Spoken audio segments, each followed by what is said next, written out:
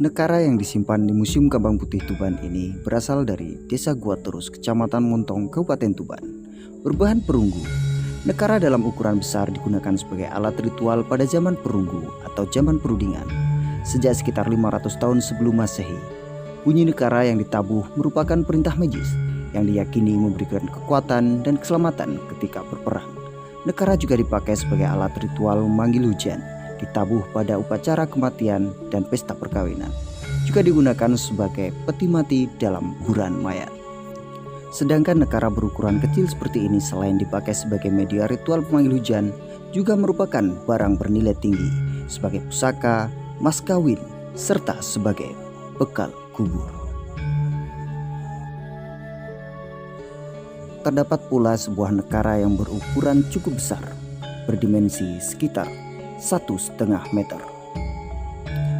Nekara yang disimpan di Museum Kembang Putih ini merupakan replika, sedangkan yang asli disimpan di Museum Empu Tantular.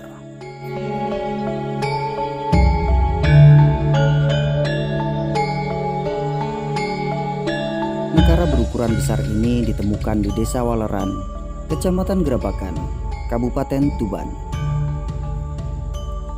Pada mula ditemukan nekara ini sudah rapuh dan rusak.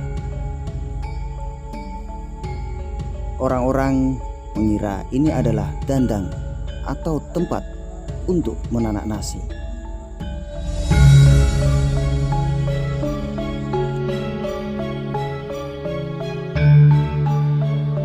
Zaman logam terjadi pada saat manusia sudah mampu mengolah bahan logam sebagai perkembangan dari zaman batu. Manusia masuk ke zaman logam. Zaman logam disebut juga sebagai masa perunggu dan besi atau masa perundingan. Pada zaman ini manusia telah menetap dan memulai mengenal pembagian kerja berdasarkan keahlian tertentu. Karena itu kehidupan masyarakat pada zaman ini telah mengenal adanya pembagian status berdasarkan jumlah kekayaan yang dimiliki. Manusia pada zaman ini juga telah mengenal peralatan yang terbuat dari logam tertentu yang mudah didapat, seperti perunggu dan besi. Pada zaman logam ini, manusia tidak hanya menggunakan bahan-bahan dari batu untuk membuat alat kehidupannya, tetapi juga mempergunakan bahan dari logam, yaitu perunggu dan besi.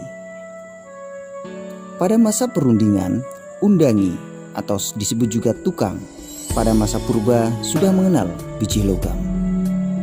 Mereka sudah lebih berpengalaman sehingga dapat mengenali biji-biji logam yang dijumpai dapat meleleh di permukaan tanah. Biji logam yang ditemukan terutama berasal dari tembaga. Kemudian mereka membuat alat-alat yang diperlukan dari bahan biji logam yang ditemukan. Teknologi logam kuno yang terdapat di Indonesia dipengaruhi oleh Vietnam. Hasil teknologi ini dikenal dengan budaya Dongson. Selain itu, Thailand juga merupakan negara asal teknologi logam kuno.